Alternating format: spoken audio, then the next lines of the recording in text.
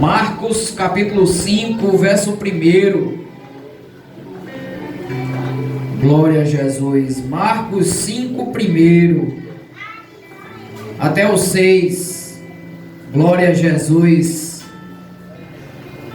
Quem achou diz amém.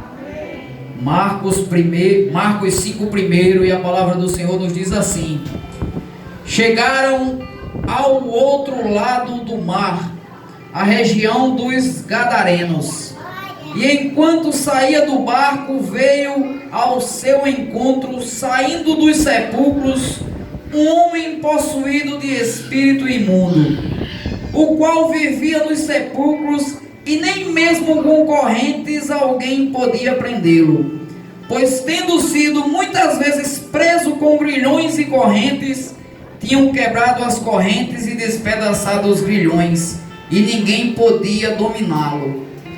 Andava sempre de noite e de dia, clamando entre os sepulcros e pelos montes, ferindo-se com pedras. Quando de longe viu Jesus, correu e o adorou. O 6. Quando de longe viu a Jesus, correu e o adorou. Podem sentar, glorificando o nome do nosso Senhor. Glória a Jesus. Toda glória, toda honra, toda exaltação seja dada a Ele, irmãos. Eu peço bastante atenção a vocês, não porque eu estou ministrando, mas porque Deus quer falar com você essa noite. Desde a primeira oração aqui que o pastor Rogério estava orando, Deus já estava ali falando conosco. Usou o meu filho, usou a nossa irmã Alba. Então Deus está no recinto falando com vocês, comigo, com todos nós essa noite. E é lindo esse texto, porque eu passei a manhã hoje meditando nele, escutando alguém falar, que é maravilhoso demais você estudar alguém falando para você, e você vai meditando naquilo que a pessoa está falando. É muito lindo. E esse texto, você vai ver que no início diz assim: chegaram ao outro lado. E eles vinham da onde? Anteriormente, no capítulo 4, verso 35, vai se falar que Jesus tinha pedido para os discípulos entrar no barco e ir ao outro lado da margem. Eles estavam em Cafarnaum e iam para Gadara. E ao meio do caminho surgiu uma tempestade que não sabe de onde veio. E Jesus estava dormindo na popa. E os discípulos clamaram a Jesus. Olha o que o texto diz: naquele dia, sendo já tarde, disse-lhe: passemos para outra margem. Despedindo a multidão, eles o levaram consigo, assim como estava no barco. E outros barcos o seguiram. Ora, levantando-se uma grande tempestade de vento, e as ondas se lançaram sobre o barco, de sorte que estava para encher-se. Ele estava na polpa, dormindo sobre uma almofada. Os discípulos os despertaram, dizendo: mestre, não importa que perecemos? Então os discípulos acharam que iam perecer, mas Jesus estava no barco naquele momento. E Jesus disse: acalma-te vento, acalma-te mar. E o vento cessou e o mar se acalmou. Porque quando Jesus repreendeu o vento, a gente só repreende aquilo que não presta. Jesus repreendeu porque aquele vento não era ele que estava mandando, mas era a permissão dele. Porque o inimigo sabia para onde ele ia e o que ele iria fazer naquele lugar. E quando Jesus chega naquela praia, o texto é bem claro. Existia um homem que estava possesso. Correntes, ele era amarrado com correntes, com grilhões. Morava em sepulcros.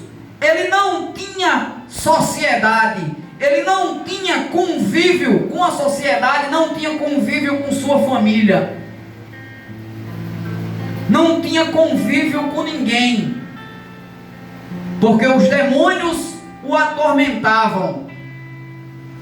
E quando eu estava lendo esse texto, eu me lembrei, meu pastor Rogério, daquele homem que a gente foi por celular, a gente expulsando o demônio, e a gente expulsava e o demônio voltava, e a gente expulsava e o demônio voltava, porque não todo momento o demônio toma sua consciência, mas quando são muitos, você já imaginou muitos demônios numa pessoa, um sai, outro entra, um sai, outro entra, e a pessoa não tem vida, não tem convívio, não tem família que queira ficar perto de você. Mas quando Jesus chega, Ele restaura. Quando Jesus chega, Ele faz a transformação. Porque sem Jesus não somos nada, não conseguimos nem levantar o pé pela manhã. E esse homem vivia preso, vivia morto. Você sabe o que é você viver? Você está vivo, mas viver morto. Porque ele estava morto. E quando ele vê Jesus, primeira coisa que ele diz assim, ó, versículo 7: clamava em alta voz: que tenho eu contigo, Jesus, filho do Deus Altíssimo? Conjuro-te por Deus que não me atormentes. Conjuro-te por Deus. Os demônios já sabiam como é que pessoas expulsavam demônios naquela época. Eu conjuro-te em nome de Deus, sai desse homem. Então o demônio usou disso com Jesus: eu te conjuro por Deus que não me atormentes. Porque ele sabia que o dono da vida estava chegando ali para acabar com tudo. Ei, e uma coisa bem importante nesse texto: quando de longe viu a Jesus, correu e o adorou. E nem todo tipo de adoração Jesus aceita, porque Jesus não aceitou aquela adoração do demônio ali. Mas o demônio reconhece que Jesus é o único que merece adoração. Então, neste momento, você já adorou a Deus essa noite? Porque Ele é o único que merece adoração. Ele não aceita todo tipo de adoração, mas a adoração de coração, de mãos limpas e coração puro. Por isso que o texto diz: os verdadeiros adoradores me adorarão em espírito e em verdade. Então, se você acha que está enganando a Deus com adoração falsa, não está, porque Ele sabe do nosso íntimo, dentro de nós. Então temos que adorar da maneira que Ele merece ser adorado.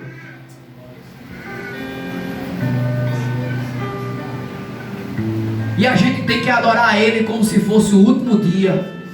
Então esta noite você está esperando o que para adorar o Senhor Jesus? Como se fosse a sua última adoração por Ele. Porque Ele é lindo, Ele é fiel. E esse homem, todo sujo, nu. Eu vou dizer a você porque ele estava nu. No final do texto tem falando: todo arranhado, cortado, com pedras, grilhões que não seguravam. Esse homem estava morto. Mas não tenha nenhum morto que quando veja Jesus não ressuscite. Você pode estar morto ou morta, espiritualmente ou fisicamente, mas se Jesus chegou, você ressuscita. Se Jesus colocou a mão, colocou o pé, você ressuscita esta noite em nome de Jesus. Porque não interessa o problema que você está. Eu nem sei o problema que você tem, mas eu só sei que Deus me falou aqui que tem pessoas enfermas aqui. E quando Deus falou, Deus disse: fora você, tem mais pessoas aí enfermas, porque Deus sabe que eu estou enfermo. Deus sabe de tudo. Ele disse logo assim: não é você, mas tem pessoas que estão na nave, que está enferma, que está preocupado, que está pensando que vai morrer, que está pensando que isso vai acabar. Ei, eu cheguei para dar vida.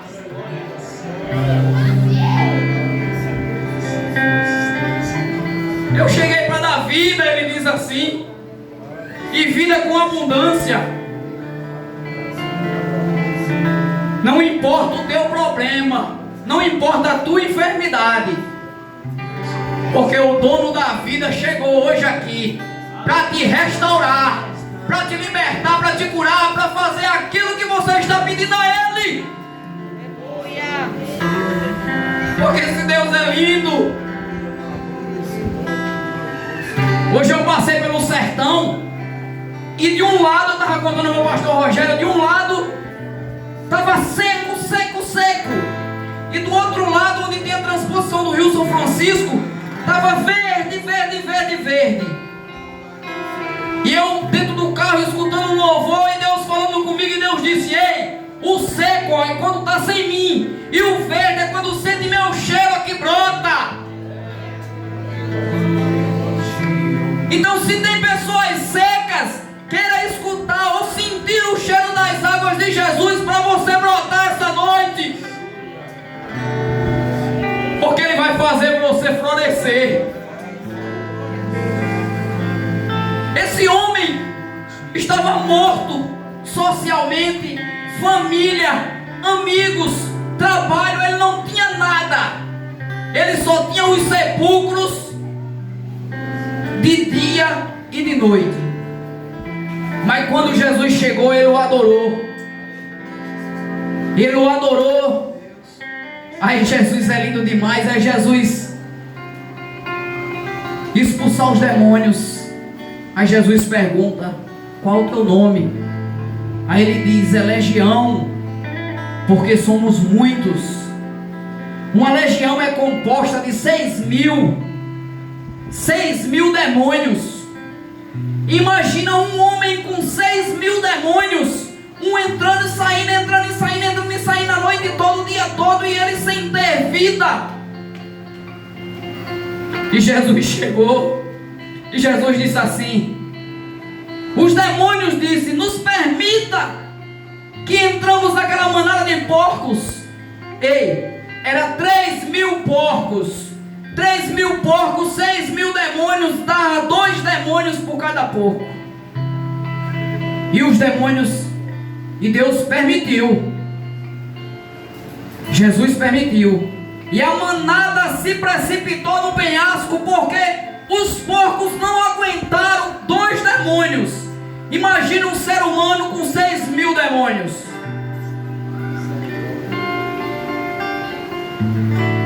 Então Jesus chega. O texto diz que aquele homem, quando expulsou os demônios dele e entrou nos porcos, os porcos se precipitaram. Aquele homem mudou. A feição do homem já era outra. Ei, deram banho nele, o vestiram, e ele estava sentado conversando com Jesus. E as pessoas chegaram e perguntaram, não acreditaram quando viram aquela pessoa daquela forma. Ei, porque o ser humano não acredita quando vê você bom. Ele prefere continuar com você doente, morto, caído, de que ver você com vida e vida com abundância. Ele prefere isso. Então naquele momento o povo pediu para Jesus ir embora. Você imagina? Jesus chegou, curou, libertou, salvou. Em vez da população dizer assim: ei, fica aqui para curar mais pessoas, para salvar mais pessoas, não. O expulsaram. Está no no texto. Está no texto.